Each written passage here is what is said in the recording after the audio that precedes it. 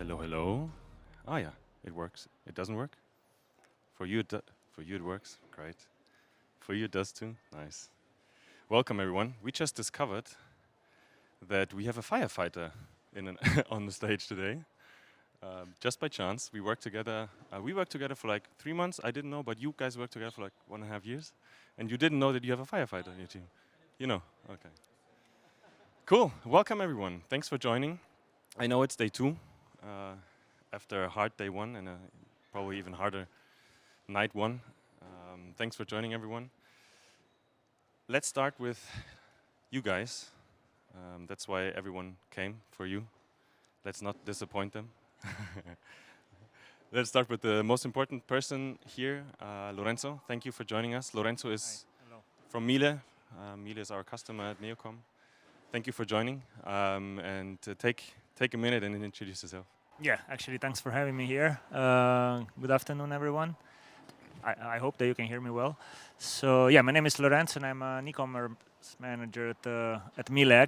And we will see later what Miele stands for within the, let's say, within the Miele universe. Yeah, I come from Italy. I'm working at Miele since 2.5 years now. So yeah, basically taking care of different projects around the Miele websites. Some of them are related to campaigns, some of them are instead a bit always on, such as the one that we have with Neocom. Yeah, nice to have you all here. Cool. Next up, the man in the middle, Dana. Dana is our CEO, and he's going to take 30 seconds to introduce himself. Yeah. Because he's less important than Lorenzo. Yeah. Hello, everybody. Thank you very much for attending today's Masterclass. I'm Dana. I'm the co-founder and CEO of Neocom-ai. We are an AI shopping assistant. We work together with Miele since right now it must be just about 2 years and something.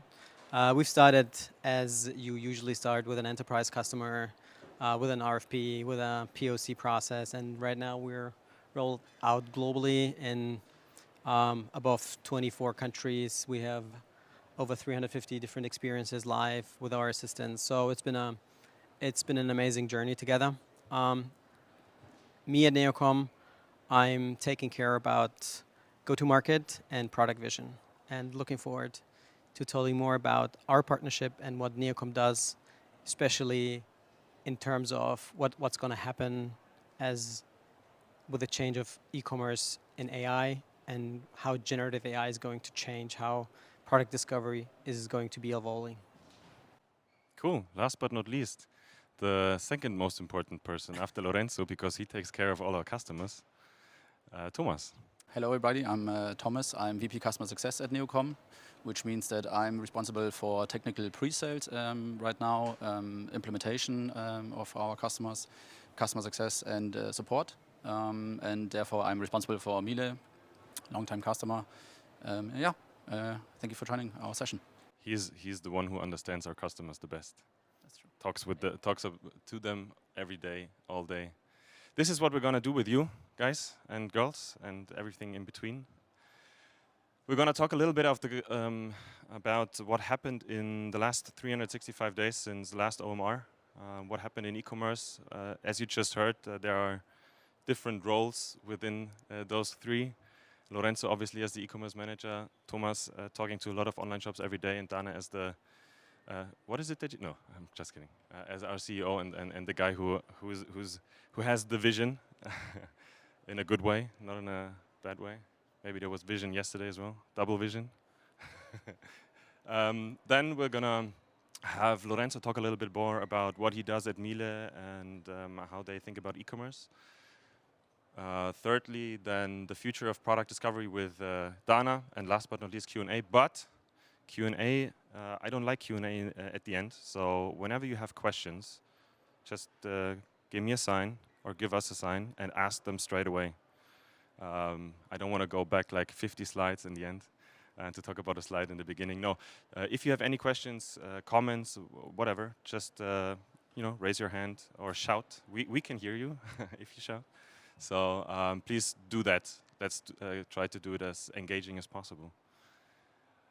Let's start with the intro and the current state of the e-commerce. and what happened since the last time we all met here in Hamburg.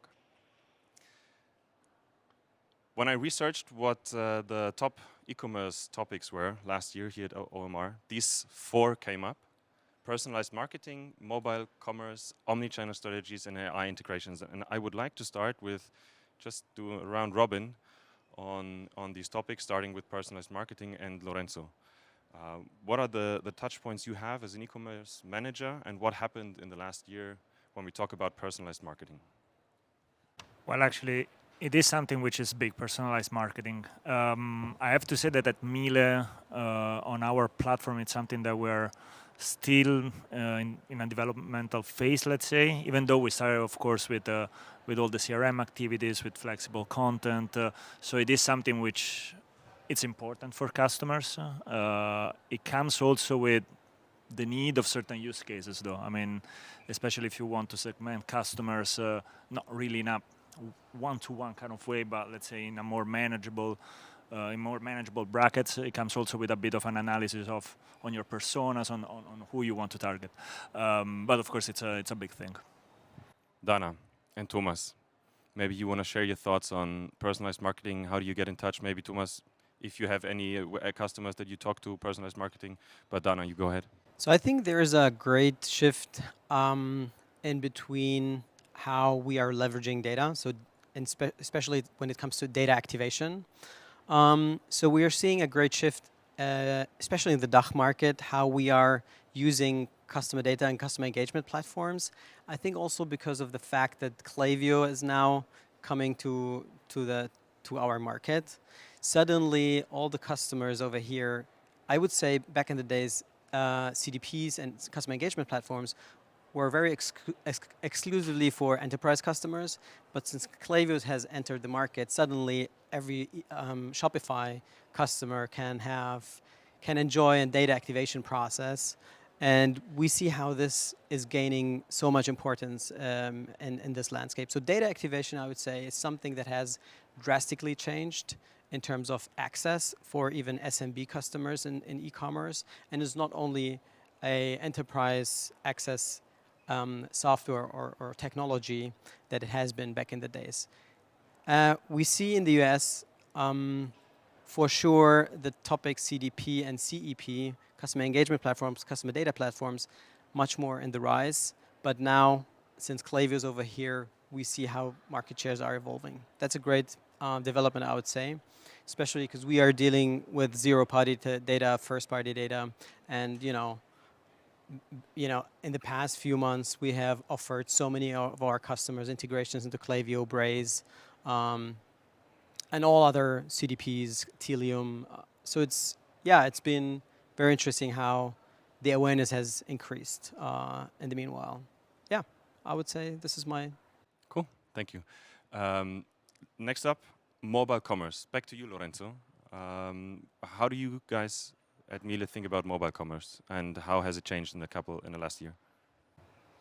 Well, first of all, I mean, everything which is mobile experience is something that it's been in the works since more than 5 years now. So everything that we're doing, it's mobile first.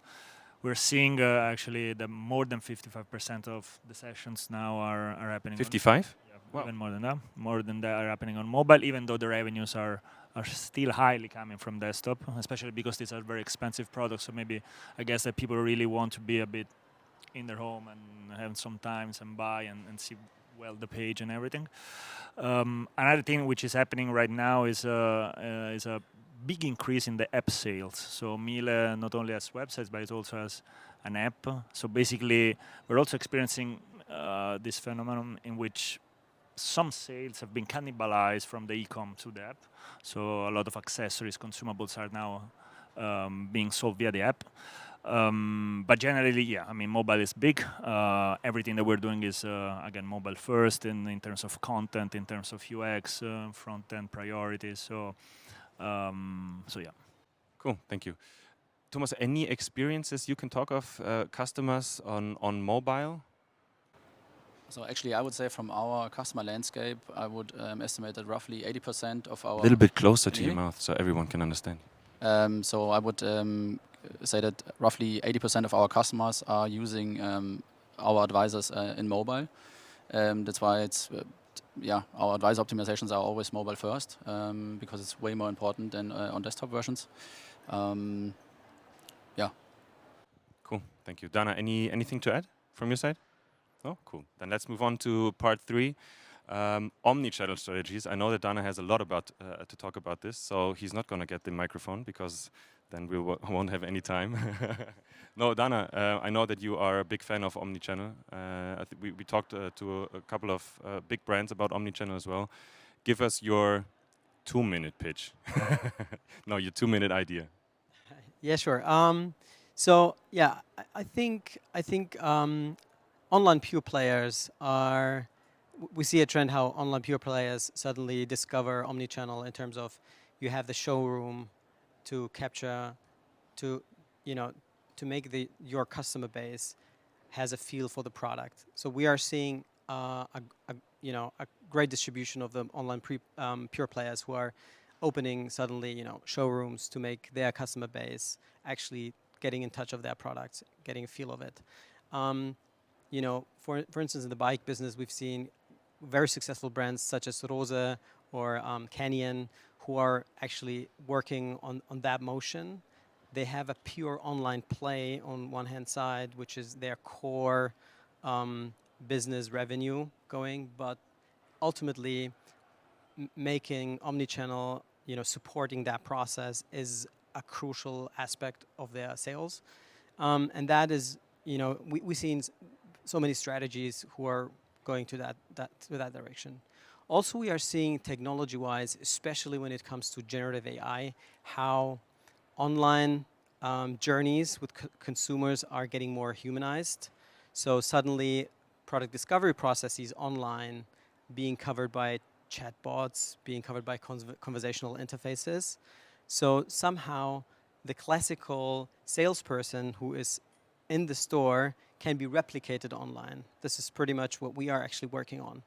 But also the other way, since generative AI is cutting those processes on the digital storefront, we are seeing the same motion also offline. We have customers and a big customer in furnishing where we are opening up a case together where a consumer enters the store, uses his phone, goes to a QR code, and actually experiencing a Gen AI-driven conversational experience in the store, being advised for a product when a salesperson is just not around for that specific moment.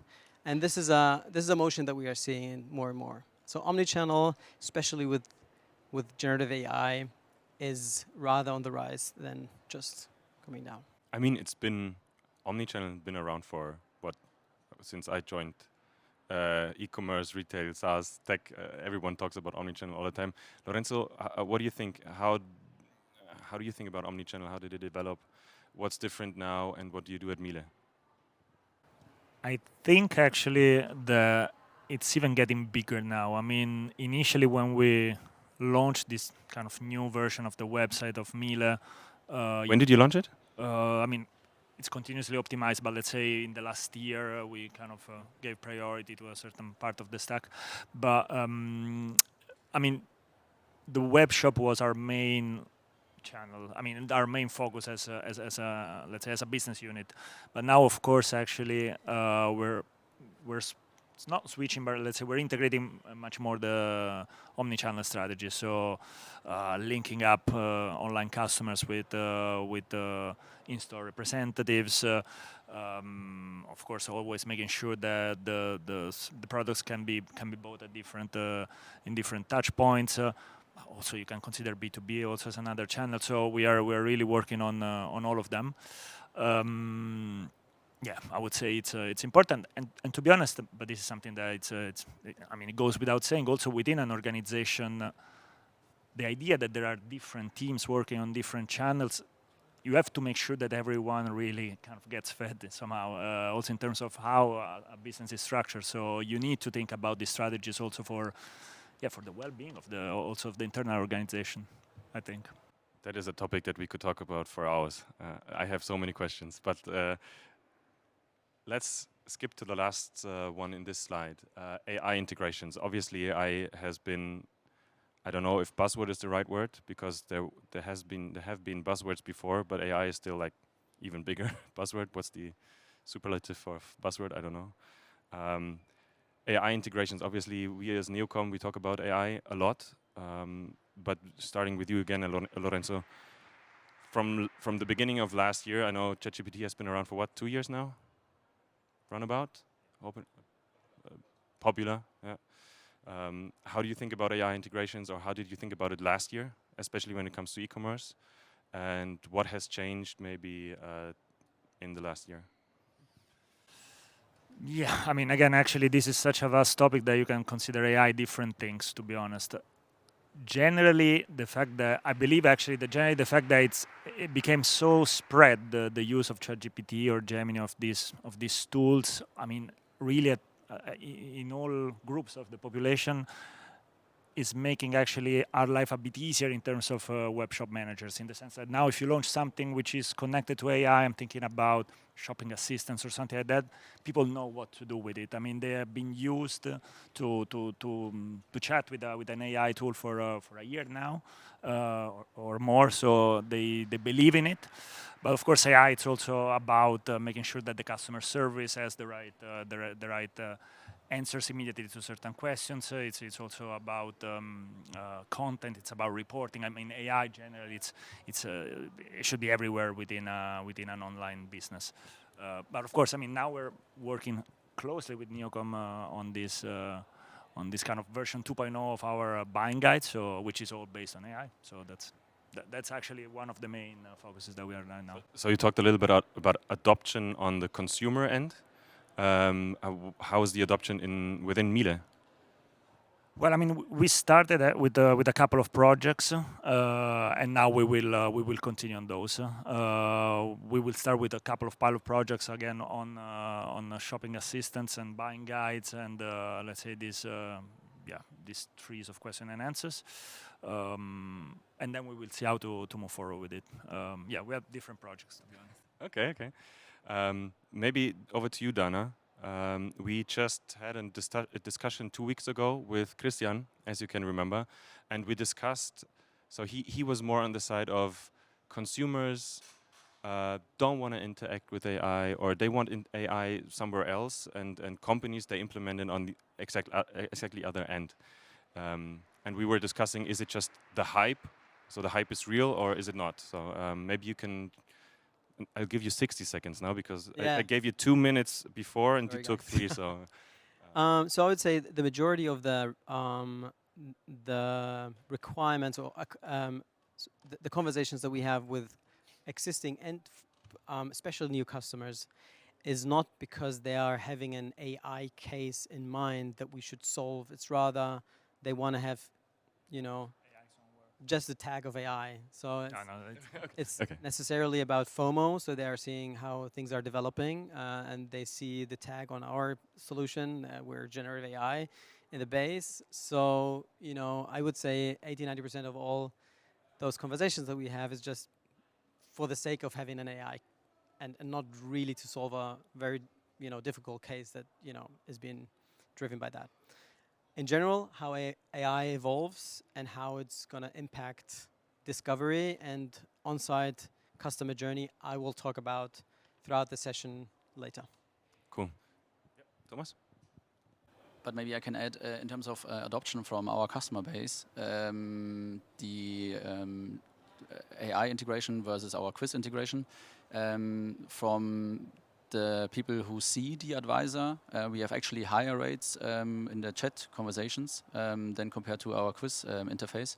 Can you explain real quick for everyone who does not know what's the difference? So in our just released chat interface last October, together with Miele as a starting partner, we also have a quiz UI where you just be able to click on answers and then click on next, and then that's the workflow you go through our advisor.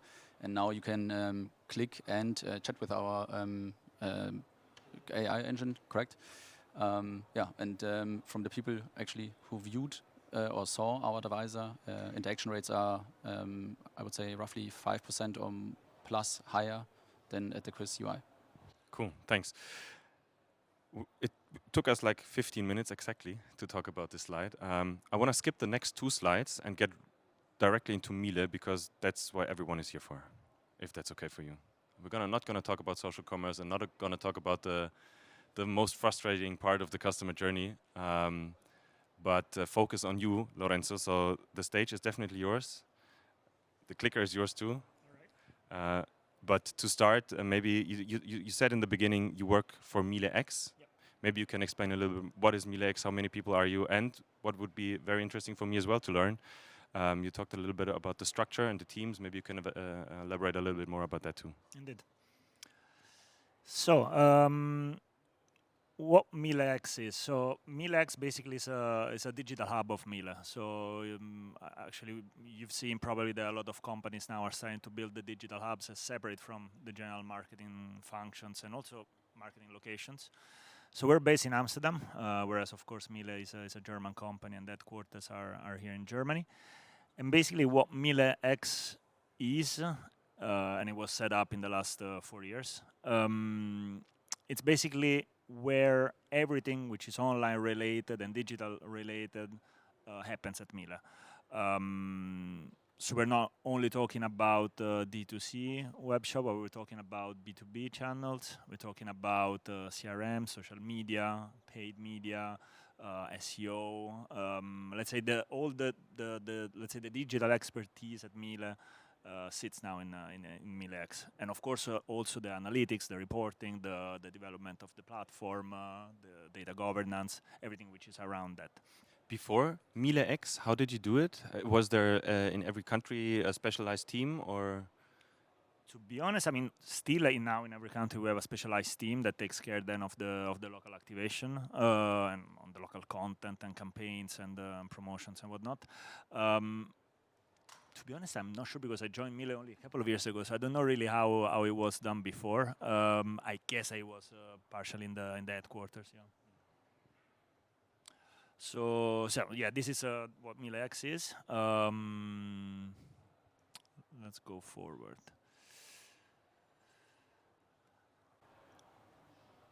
All right, so basically, I guess that everyone here knows what Miele stands for in terms of quality, in terms of selection, in terms of giving the customer this immer better experience, right? So this great experience in the products, in the service, in the warranties and everything.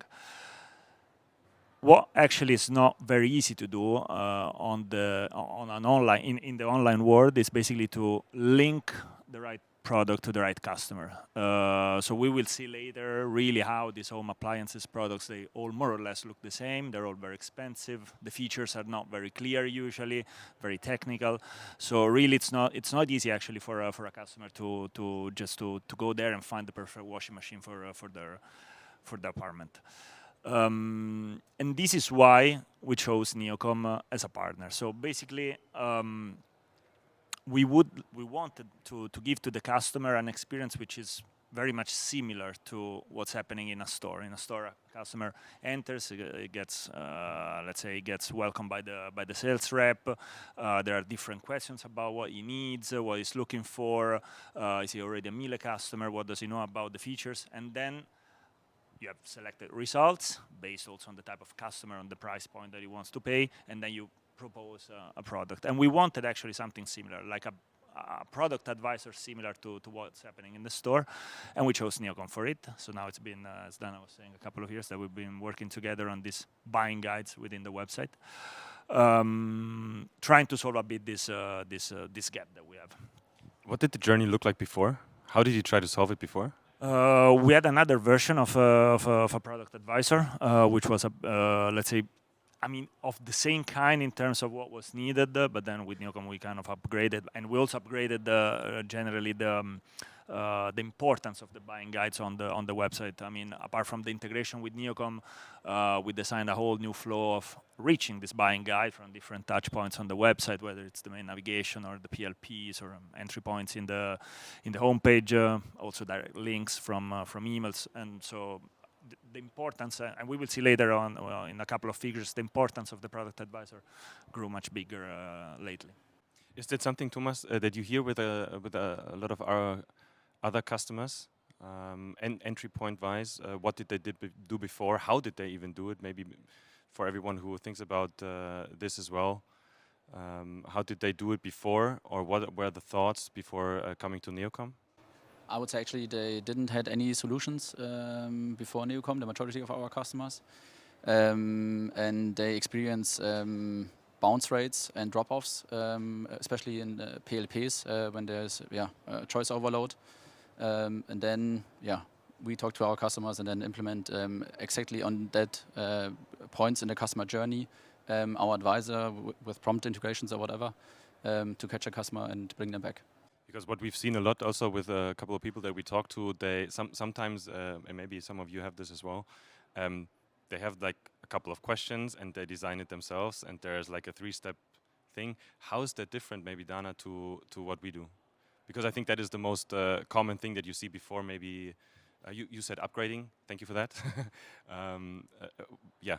So the initial product of Neocom is, think of it, it's not a step-by-step conversational interface which is tree-based. Think of it as a bucket of expert knowledge that's being dropped into that journey experience, and the machine is picking out those conversations based on the consumer's interactions and based on the entry points of the consumer. So it's completely machine-driven. It has always been. Now, you know, the next iteration of our product is not only being this quiz, sort of AI-powered quiz, but also having the ability to make the consumer break out of the experience entirely and have a hyper-personalized experience. So it's now best of both worlds. On one hand side, a proactive conversation flow with the expert knowledge, and on the other hand side, consumers can break out entirely. We'll show you later on how that is. So not only personalized, but individualized.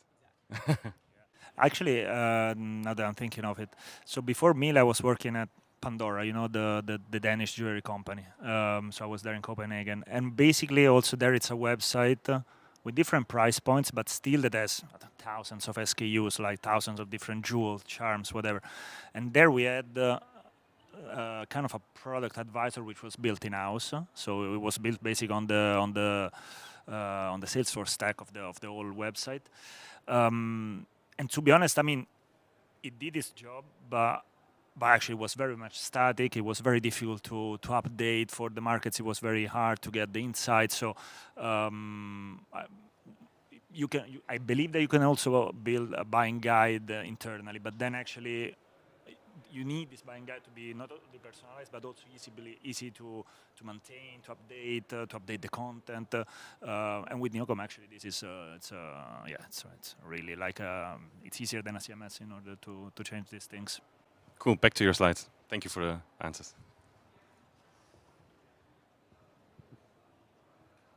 All right. So basically, we said this before. So we're selling home appliances, of course.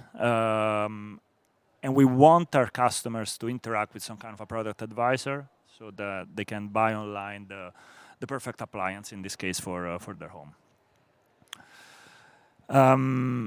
These are some of the most obvious and also problematic questions that a customer, when browsing Miele.com, is thinking about. So what's the difference between different products? What am I looking for? Do I really need only a washing machine or also a dryer? Do I need something that can be stacked on something else? Do I already have, let's say, partially part of my kitchen is Miele, and so I need to upgrade that? So these are all obvious question, let's say. Of course, Miele has on its side a very strong brand proposition, a very strong brand equity, so this really helps us. But these are questions that generally all customers think of. This is, of course, not exactly how our PLPs look like, but you can see that if I want to buy a washing machine, it's not very easy. They all look They all look very nice, huh? They all look very, love the design and everything. Of course, yeah, you can think about the price, you can think about the energetic class. Of course, there are, let's say, some hard specs, like I don't know, the sizes and stuff, but really when it comes to the features, also the way our website is fed by the PIM makes it very hard for customers to find the right product. I kind of get anxious if I look at it. It's like they're gonna attack or something. It's way too much of you. It's a collection. So yeah, really, we don't know what to do with it. So this is how we integrated the product advisor of Neocom on our website. This actually was shot some months ago. Last year, maybe? Yeah, exactly. So it's not exactly the same in terms of model and stuff. So on the PLP, of course, you can filter per different, let's say, attributes, which are all coming from a PIM system. And these are basically also the attributes that we are sending to Neocom to power the product advisor. This is how basically Neocom gets all this information about our products. So the PLP is the obvious entry point for a buying guide. So you see here that the Neocom iframe basically loads. In this case, the customer wants a washing machine, and this is the quiz version that we had before with Neocom, and which is still live on several categories and in several countries. And actually, you see the customers can reply to different questions. The results are filtered in real time. For some of the questions, actually, you can also directly skip it, and then you get the results.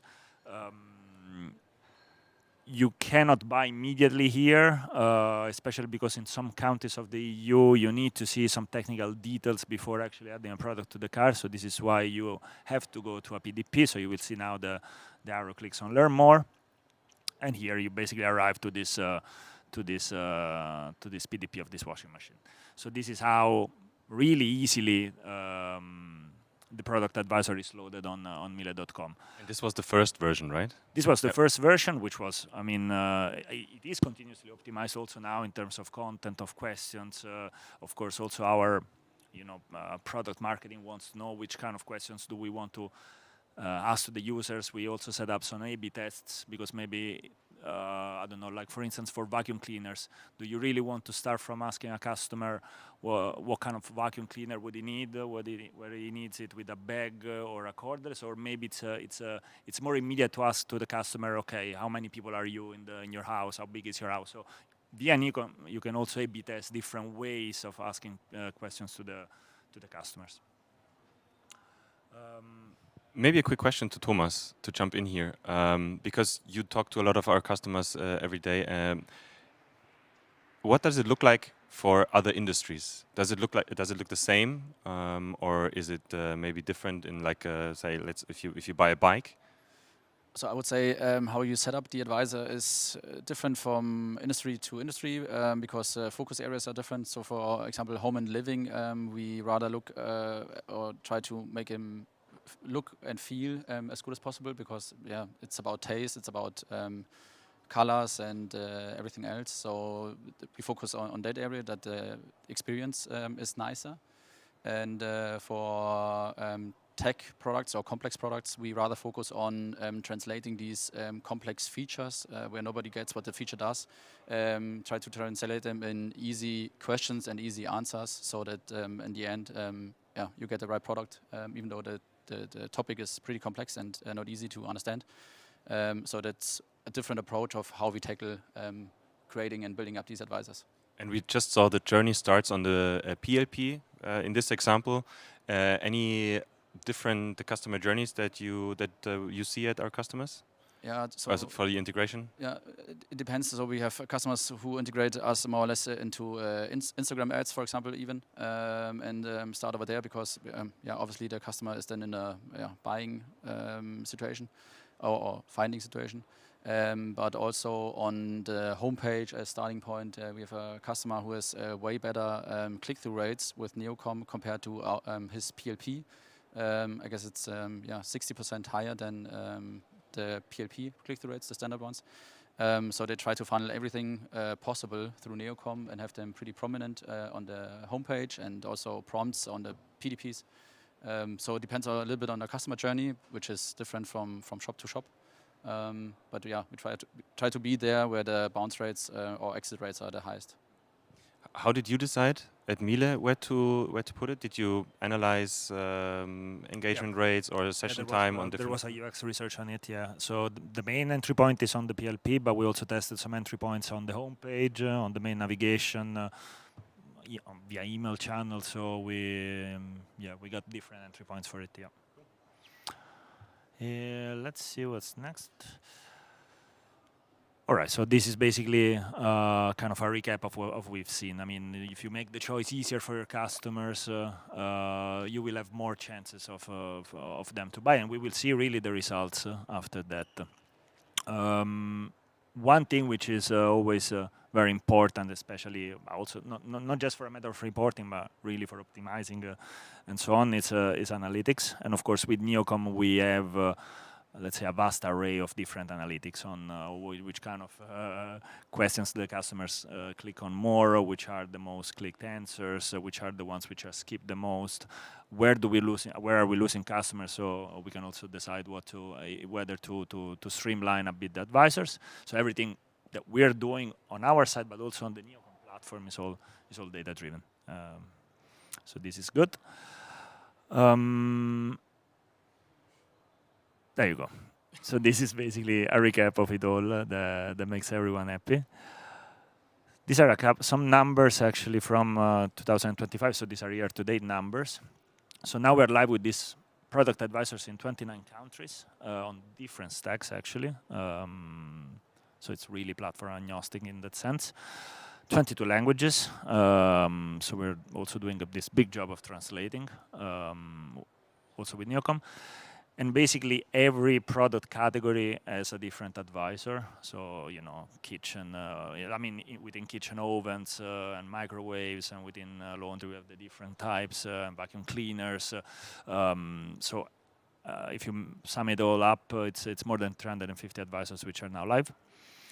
And this is basically the share of of the revenues on Miele.com that derives from an interaction with the product advisor. So this is based on the URL, because I mean the iframe is embedded on a Miele URL, and we are seeing the 9% of the revenues that we are having in 2025 online, they come from an interaction with the product advisor. And actually, I remember that last year this same number was 7.2, so which was still very good, but we managed to increase even more the importance of the product advisor online. Of course, there are countries and there are categories which grew more, but this is a global data. These are two other interesting, of course, KPIs that we're tracking. So we are seeing that we have doubled the conversion rate of people that interact with the product advisor, and we're seeing actually that the average order value is also double from someone that instead didn't. So actually, that proves the point of the importance of really giving the customers the best options to find the right product. And this basically is what we're planning to do also now in 2025. So to launch this new AI-powered chat UI version of the product advisor, which is something that Dana will talk about in a minute. So we will try to be live in 9 countries in the most important categories and in the most important countries. Of course, before that, there is also the need, and this is always the case right now with AI, of a legal check, where this data eventually are going to end up, how this conversation are going to be stored, is there a cookie setting which it needs to change for the customer. So these are first things that we have to understand. Also the liability of the output of this AI version. So we want really these replies to be on point and coherent and kind of that they have some safety for us. Of course, this is always the case. And that's that. If you go back a slide, because that's the slide that we can brag on. I wanted to ask Thomas a question regarding that slide. Any KPIs? And obviously, if you have any questions, please go ahead now, because we're going to switch to Dana in a second. If you have any questions for Lorenzo now that are related to this, please ask them now. Any other KPIs that you think are relevant for our customers? You talked a little bit about bounce rates before. So I would say from a customer success perspective, it depends why customers are buying the advisor. What we actually found out in an A/B testing with a customer we onboarded recently, that even though you don't click on the advisor, conversion rates go up if there is an advisor. Because they did an A/B testing, hey, start advisor now, versus a group of people who didn't see an advisor. And even though, even though they didn't click on it, conversion rates went up for this group, which is impressive. AOV uplift is pretty important. Obviously, conversion rate uplift is important. So we try to improve these numbers, obviously.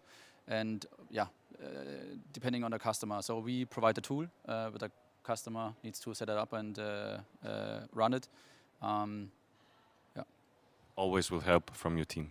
Yeah. But in terms of analytics-wise, you can drill down on question level and answer level and improve and see the results, how answers and questions are performing, and dig very deep and then improve or. Cool. So before we switch to Dana, yes, I will come to you. Give me a second.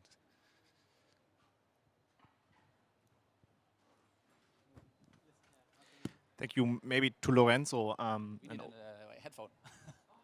You have to speak up because he can't hear you. You can still. Yeah. To Lorenzo, to the conversion rate. Do you have numbers for the conversion rate without the advisor and with the advisor? So how does the conversion rate increase, the overall conversion rate?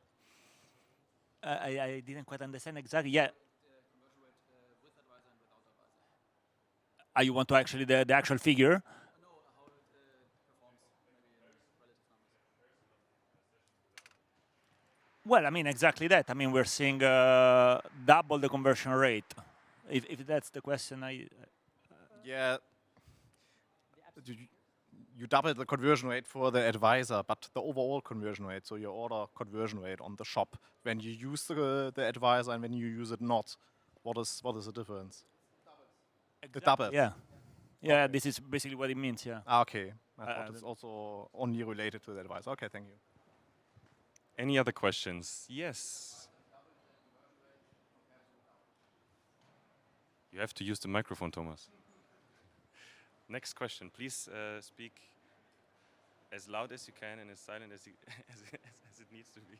Okay, so it was actually also my question, this double conversion rate. Is it the conversion rate when someone uses the advisor versus the average conversion, or is it because there is a selection bias then, or not? If the user are using the advisor, they are more engaged anyway, so as you are somehow selecting the more engaged users.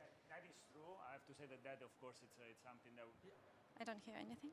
Of course, actually, I mean, if somebody uses the advisor immediately, it's more of an engaged customer, so you can expect that. But also maybe somebody that clicks on the ratings and reviews, maybe you would expect that the conversion rate grows with it. So yeah, I mean, you have to kind of skim that, but it's true. Thank you. Cool. And yes, there's another question. I just wonder whether you will make these tools available to your retailing partners for use on their own web shops. That's a good question, actually. Well, I mean, I have to say that this is a tool that basically substitutes a bit what a sales rep is doing in a store. So first of all, we are thinking about, I mean, we are having use cases to do the same, not on the Miele web store, but also on, let's say, retailers' websites, for instance. Yeah, this is something that we are doing, yeah. Okay. Thank you. Any more questions? Yes.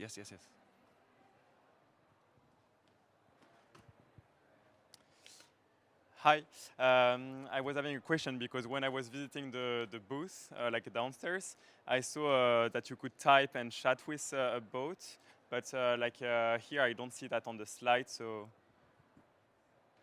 Dana will show that in a second. the version you just...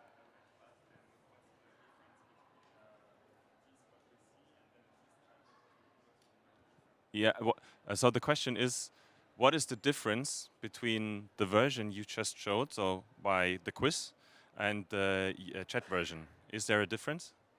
Yeah, I mean, there's a huge difference. Let's say that the chat version still has some kind of a quiz, let's say, setup initially. So also because the quiz also makes life easier for the customers to have a look at certain pictures, so we like that.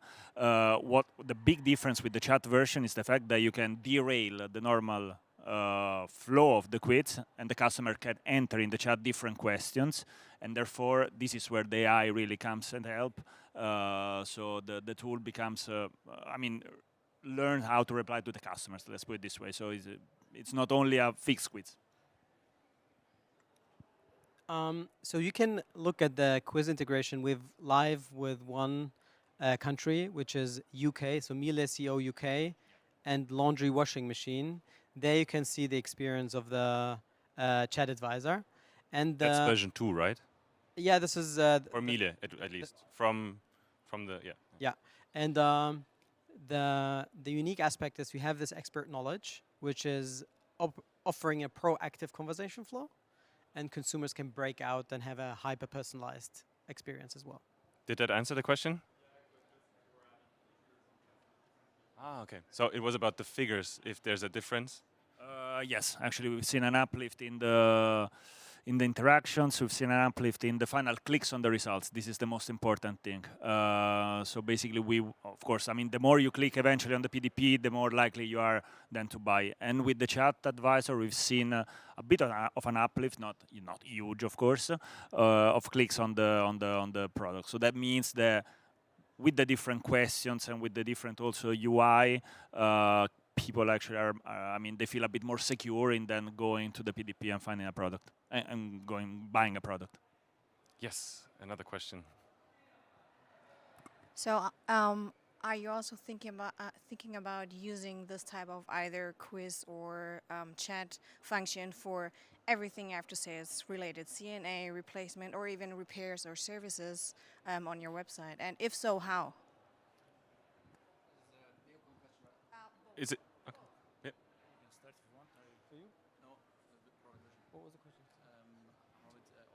Okay. While they discuss, what's your answer, Lorenzo?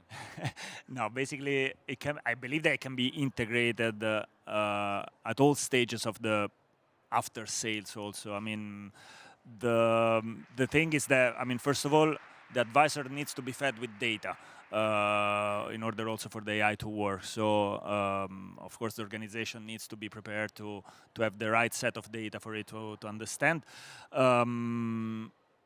One thing that it's trickier maybe in the after sales is, first of all, personal data. So how, I mean, is it fine for the advisor that somebody enters name and email and maybe accesses the account and something like that? So this is the first thing, the personal information.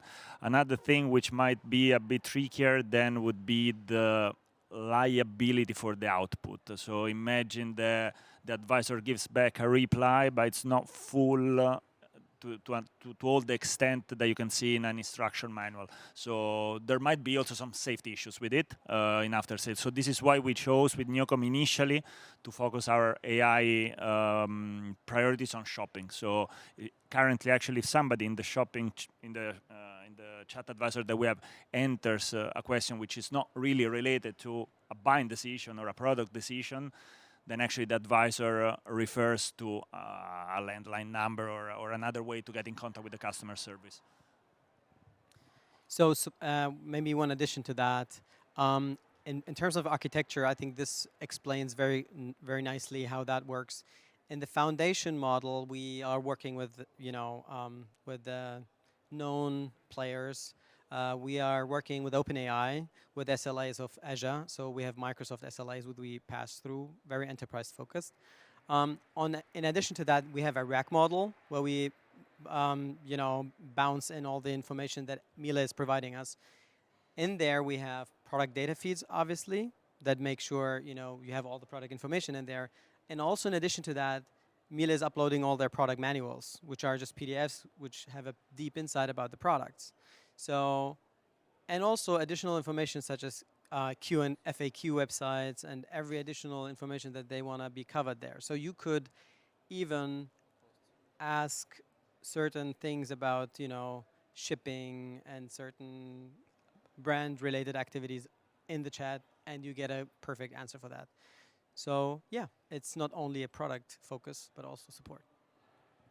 many customers from us are also leveraging for uploading their blog posts and everything else, so that we can answer even more questions than the normal advisory we do. Also, how to clean products, whatever. You get a full guidance for all products with your content and expert knowledge. And we think about integrating or building APIs to post-purchase tools, stuff like that. Yeah. Next question. I got two questions. First one is like, how long is the lead time to implement such a project? For example, for a shopping advisor for vacuum cleaners. So from the decision, how long do you need to implement it until it's live together with the partner? First question. I guess I am the best to answer. So our average time to life is roughly 50 days. And highly depending on the customer's efforts, I would say. But if you have a proper data feed and data quality is good, then you can go live within a week. That's totally doable. Okay, cool. And second question, how many people do you need to maintain these 350 advisors to keep it up to date with the product assortment you have? So how much people and resources go into maintaining and keeping it up to date? Well, I mean, it depends. I mean, now we're having some live feeds that arrive to Neocom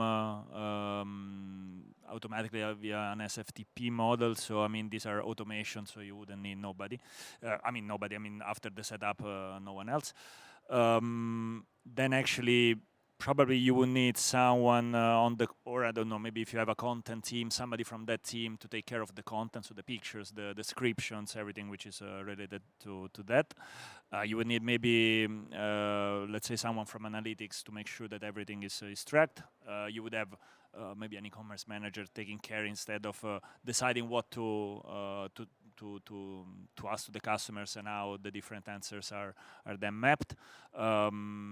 Basically, I would say that maybe you can also need only one person taking care full time for that, but of course it has to be a bit embedded, this knowledge in the organization. So in case there is, for instance, a new launch of a new product, the marketing team has to inform the online team of what are the features of this new launch, how do you want the advisor to change, is there a product which is more in priority. So it should be there, this general knowledge of it. Yeah, so with Gen AI, which I think Lorenzo also already answered the question. yeah. No, just kidding. No, I mean, we're just bringing out an upgrade that enables completely autopilot. So if you don't want to have the expert knowledge inside, it's absolutely fine. You just offer the chat advisor with all the information that I've just raised, and then you don't need nobody, to be honest. It is important that you have somebody who's taking care of the data collection, data integration in your CDP to do actually valuable data activation, because this is a real value that we bring into the companies. So this would be another aspect of thinking of how to set up a team to work with these sort of tools. And there's always Thomas and his team taking care of our customers and helping. Any more questions? Yes? So thank you very much.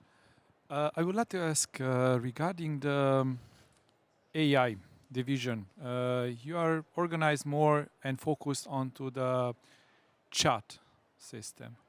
How long or what is the, let's say, the distance to approach to the AI agents like the conversation and support? Like to give online voice support to the customers? So when online voice support is, yeah. How long? So we are working in the, as an architecture, we are working as an agent of agent model. So right now we have chat interface. We need an AI agent who's translating the written text into voice. Right now we're actually working on that. So they will, rolling out voice is going to be very easy, fairly easy for us, as this is taken care by an agent who's transcripting, translating, and actually giving the voice aspect of it. We're not creating a whole new voice AI to cover that. We're just creating an agent who's transcripting, who's basically a translator in between the written and spoken words. Very soon we're going to have voice integration as well. Any more questions? Yes.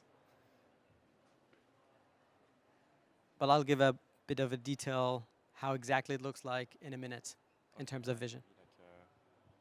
Sorry, I was having another question because you said that you have this much advisors, but do you see like some categories that are better with advisors than others, or because like you're like providing like different type of advisors, but maybe like do you see some that are performing better, and do you know the reason why? And yeah. Yes, actually, we have some categories which are performing better in terms of traffic on the advisor. So actually, it gives us the feeling that for certain categories there is more of a need of an explanation of the products. I believe that it's also based on the price point. So actually there are certain expensive categories. I don't know. Think about kitchen or dishwashing. So these are categories in which you really have to pay some good money. So you really want to find the perfect product. We are also seeing some good results in the advisory in categories which are a bit less expensive, such as vacuum cleaners. So I would say that it has some good results across all the catalog, and also across all the countries. To be honest with you. So, complexity, price. Like price. I'm really invested in buying. Width of the catalog, of course. I mean, the more products you have, the more you need an advisor to filter them out. So yeah, this would be the three main characteristics. Yeah. And I guess you have a lot to say about this. I just wanted to add that since somebody needs to actually start the advisor, he looks for an advisor, obviously. And we even have customers who only ask 2 questions and only have done, obviously, only a small amount of products which they sell. But within the conversation, you can educate the customer, you can learn from the customer. So we have a lot of customers who really use the advisor only for some products, like 10 to 15 even, because maybe it's complex to differentiate these 2 products or 5 products in that one category. So I would say, yeah, you can leverage an advisor for every category, even though it's maybe smaller. That's the question. That's the answer he has to give, definitely. Yeah. Cool. Any more questions? Yes. Let's get more questions in. So yes, I'm just interested about whether you have some learnings along the way when developing such kind of solution. Were there some fails along the way, or some things to share, advices to share when people are developing such solutions and launching it on the market? So from an implementation perspective, I would say it's more or less all about data quality. And what we need to have is a lot of data. The more data, the better. We can structure the data afterwards, but we need to have a larger volume of data explaining these products. And if we have that, then we are good to go. So this is very important, and that's why even in the sales process or after sales process, we need to combine all the teams, PIM teams or whatever, to get everybody together. And if we are set over there, then we are good to go. That's the most important part. So I think data quality is secondary. Amount of data is important. Okay, fair enough. Good point, boss. Anything to add from Lorenzo? I can confirm the data quality is important. I can confirm that. Yeah. No, also the amount of it. But I mean, actually, at Miele, we are sending to the advisor different data points from different sources. One from the PIM, one from from our SAP, let's say, e-commerce backend. So it's really a matter of our data. It's not really something on the shoulders of Neocom, but it has to be clear in the settings which products are available, if the price is on promotion, how the different SKUs. I mean, all the attributes needs to be well filled. So let's say the coherence of this data makes life then easier to set up the advisors. Maybe some things which were a bit hard initially, let's say, where certain attributes didn't appear in the Neocom advisors because, I mean, the way that we sent to them wasn't correct. So this would be the main problems initially. Did that answer the question? Or was it more targeted to the tech side? No? Yeah, we're good? Okay. Yes, of course. And is there a roadmap of improvements so it's unlocking additional user interfaces or enriching more data, creating new data to enrich the model, or it's more some features within the chat like uploading functionality or something? Yeah, so already today we have a cleansing process upon uploading the data. So that's why I say quality is not important, just amount, because we have a process throughout data integration where we cleanse those data. And with generative AI, data cleansing is getting more and more secondary because we are working on vector databases and so on and so forth. So it's not important to have those cleansed. We will do it on the flight. Cool. There was another question somewhere. Ah, there. Yeah. Thanks. So my question is a bit of a theoretical one. So at the moment we know that ChatGPT will also get commerce capabilities. So that's the elephant in the room maybe this week.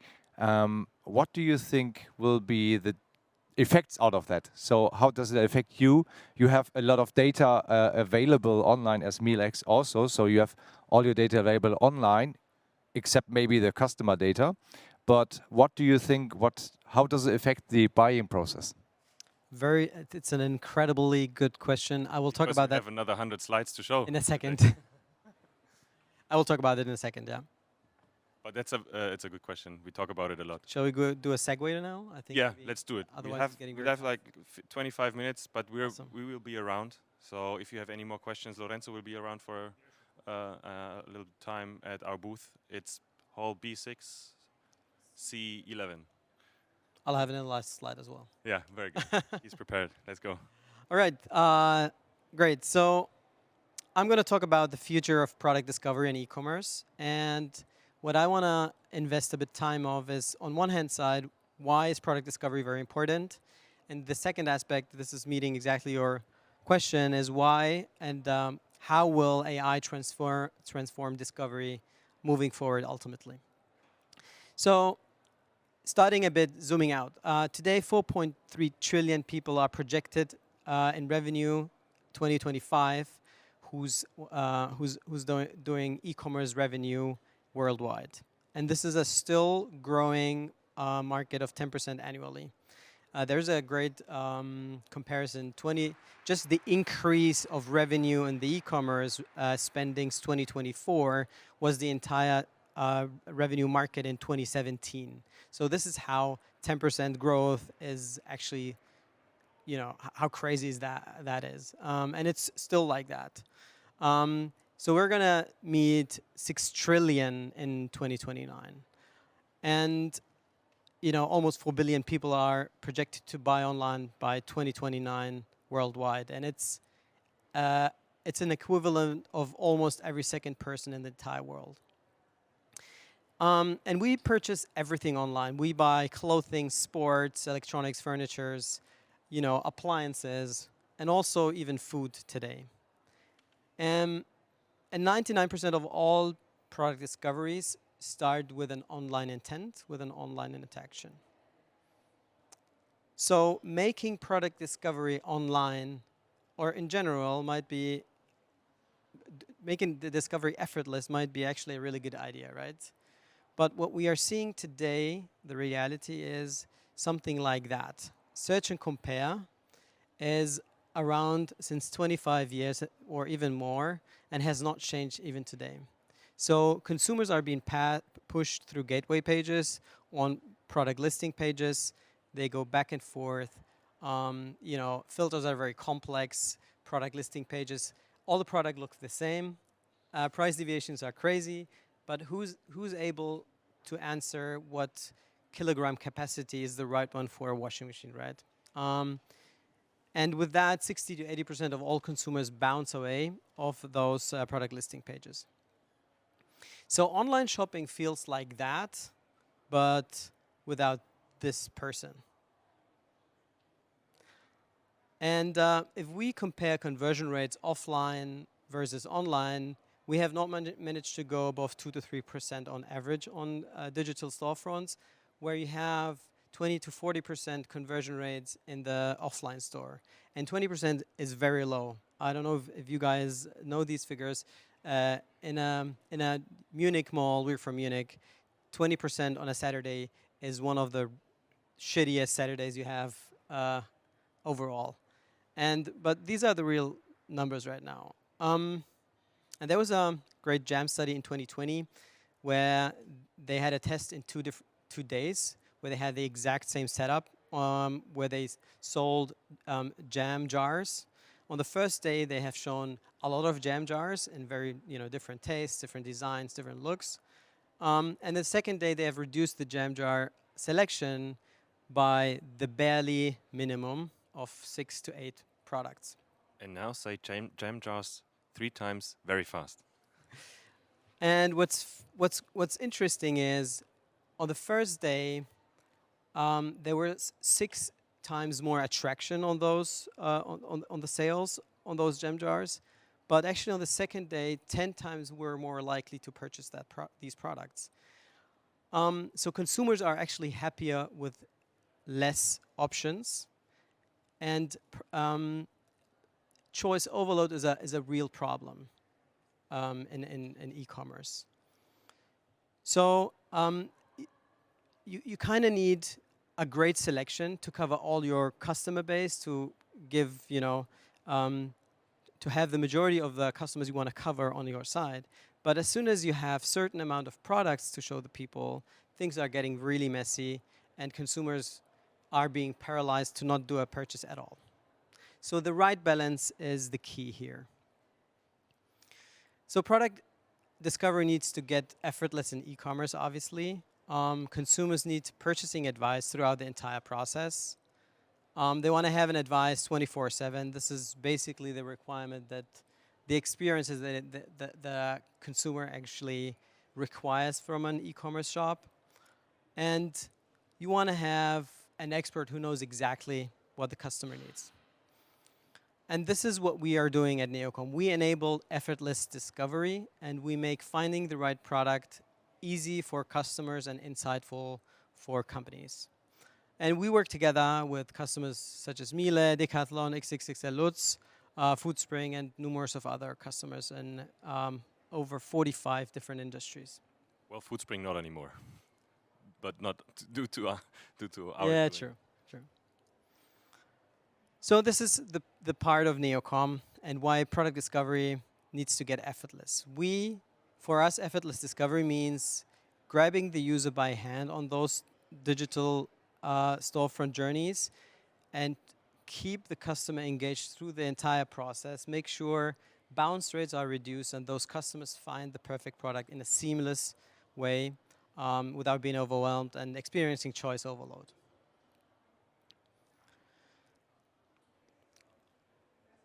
Now the second piece of my part is how will AI transform the discovery in general?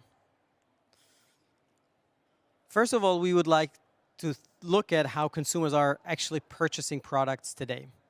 The first process is you have an intent, so you realize as a consumer you have a problem. Whereas then you start to seeking some solutions, right? You start with your search process. Upon a validation process, so as soon as you have found the perfect product, you want to validate if that product is really the product that you want, right? You are trying to compare to other brands, compare to price, and see whether your selection is the right one, right? Upon that, you have the purchase, where you actually, on average, not choose one product. Usually you don't just buy a mattress, you buy a mattress with a cover, with ideally some pillow and so on. So you need you have some sort of configuration and bundling process in the purchase. And you have everything which is post-purchase. So awaiting your delivery, justifying your selection, and so on and so forth. So this is the consumer's perspective of how a product is bought today. If we look at the e-commerce perspective, and this is something that maybe everybody can relate to, the intent piece is being covered by your marketing mix, which covers, paid search, social media, influencer marketing, marketplaces, email affiliate, and so on and so forth. All those channels where you spend millions and millions of money. The search process is usually covered by search, guided selling, visual search, chatbots such as Algolia, Intercom, Zuvu, and so on and so forth, right? On the validation piece, you have Trustpilot, where you try to have user reviews on your product detail pages. You have Bazaar Voice. You have data feed optimization tools to have a great PDP with in-depth data, so the customers are getting those information out. On the purchasing side, you have some bundling and personalization tools such as Dynamic Yield, Bloomreach, Turbo, to make the consumer have the perfect recommendation to additional products, mattress, pillow. And then you have the entire post-purchase process, which contains of support. So 70% of all customers in support chatbots are, where is actually my parcel? So you have tools like Zovi, Parcel Lab, Zendesk for your ticketing system, and so on and so forth. Now the interesting piece, if you look at omnichannel and the offline piece, like brick and mortar store, on the marketing mix side, you have some sort of omnichannel strategies to support your marketing mix. But the search piece of that is the salesperson. The validation piece is the salesperson, because that person is telling you where are the mattresses. That person is telling you which mattress is the perfect for you. On the purchasing side, the person can tell you this pillow fits to that mattress and you should buy this in that size. And also that same person is able to tell you when it's going to be arriving to your home. So it's interesting how the whole landscape process on offline stores is being covered by one single entity, whereas you have on the digital storefront so many tools and proper businesses who you need as a shop owner. Now what happens in an AI-first world? And we see a consolidation here. On one hand side, and this is the answer of your question, on the marketing mix, like intent piece, we are seeing Gen AI shopping, LLMs, who will be an additional channel for you. So I remember back in the days when Google Shopping came out, we were very angry. We thought ourselves, are we going to have shopping at all? Shop systems is going, what is Shopify doing actually? Because consumers are going to purchase everything throughout Google Shopping, right? If you look at it today, it's an amazing channel which you need to play into, and it's just part of your marketing mix for the intent process. And we see the same thing for Perplexity shopping and OpenAI shopping. So it is very important for everybody to register as soon as possible there, transform your data feeds over there, and make sure you are actually, giving the exact information to those LLMs that you want to provide your customers. Because ultimately, this will be a very important channel from what we believe. So your answer is it's not going to be only one, like OpenAI or Perplexity, or only these, but these are channels that link then. Exactly. You have to play. Exactly. So I mean,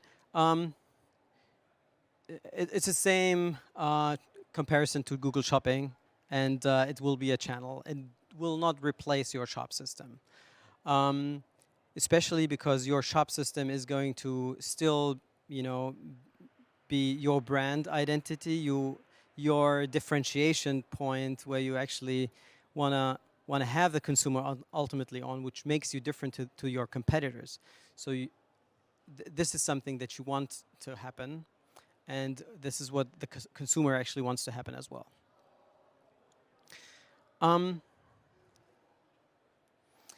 Then what we see also is, since AI is humanizing all the processes, there will be some sort of consolidation of all those tools. So if suddenly you have a chat interface, and this is going back to your question, if you start a conversation in terms of the product discovery, you can also use the same interface to do product validation and also to do support conversations, right? So suddenly we are breaking barriers and combine all those activities in one seamless conversational interface. Same goes to omnichannel. So we are seeing a glue between offline and online. Suddenly your AI agent is not only covering the entire process from search, validation, purchase, and also even post-purchase, but also the offline store is providing the same agent that you have on your e-commerce, but in the offline store, because it's just in the nature of being efficient to have those experiences omnichannel. So we are seeing omnichannel AI agents very soon, covering the entire process, being a consolidation technology between omnichannel and those activities in terms of the customer journey on e-commerce tools. So to give it a quick summary, what's going to happen and how AI will change from now, or how it will transform discovery. On one hand side, foundation models are the new serious acquisition channel, which we should take a look at. We are seeing a consolidation of technology because of AI revolution, obviously. And e-commerce will more focus towards generating emotions and inspiration rather just being the product catalog that we are seeing today, right? Because this is the point where you can differentiate between the competitors. And you should make sure those storefronts are rather showrooms, not just this product catalog, because suddenly, if you have the help of AI agents, they can take the consumer by the hand and push them through the clutter. Why showing them this very complex filter, PLP motion, and so on and so forth. So this is what we believe what's going to happen with e-commerce. And now, what are we doing at Neocom? We have an AI agent in the making. I'll show you a quick experience how it looked like. We have a context-sensitive interface where we suggest the consumer of starting a conversation on certain areas. So here, we ask the consumer, do you want to help? Same as a store advisor. And then you have a proactive conversation flow as we see it today, but the ability of the consumer to break out and experience a hyper-personalized conversation flow. This, you have on the right side the agent who's doing the hyper-personal experience, and on the left side you have your product catalog, which is going to change based on the interaction you have with the agent. Now you select on a product, you go to the product detail page, okay, context sensitive, you can start to do product validation on product detail pages. So you have the same motion where you actually start then to drill down and get more information, depth, to validate your decision, whether that selection was the great one or you need to fine-tune and so on and so forth. Up until putting those products in your cart. Now you can have multi-threading in our system. So you could just open a new conversation, but rather look for a bundle. So you're not only looking for one product, but you want to have an entire kitchen solution, right? So from there, you start a product bundle. Our engine is going to ask you, what do you want as part of your entire solution? You select that. And based on those information, we create a live BOM, bill of material, based on your interaction. And we know even context sensitive that you have searched for an appliance which is fitting into that prior in the threading, and you can go back and just simply add that to your bundle. So further down the road, you can not only cover discovery, cover validation, but also the entire process of product packaging, product bundling, product configuration in one seamless conversational interface.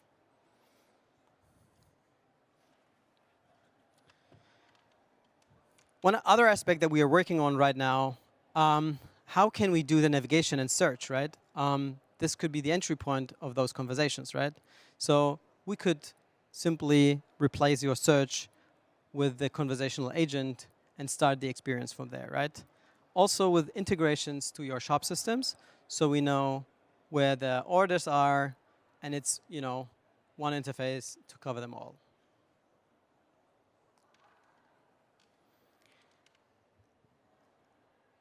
So we are working on agentic commerce. We will be the only input field you need on your storefront. And if you want to have early access to our new product, give us a hint on LinkedIn or on our website. We are very happy to start conversations with you in this regards. Or you just meet us. You just meet us. I've seen. You just meet us at booth B6C11 and get early access on the activities we are having in this regards. Thank you very much. Cool. Thank you. We have about 5 minutes left, so if there are any questions you want to ask now, we're happy to have any more. But I want to thank the three of you for taking the time. Thank you, guys. Thanks. Thank you, everyone.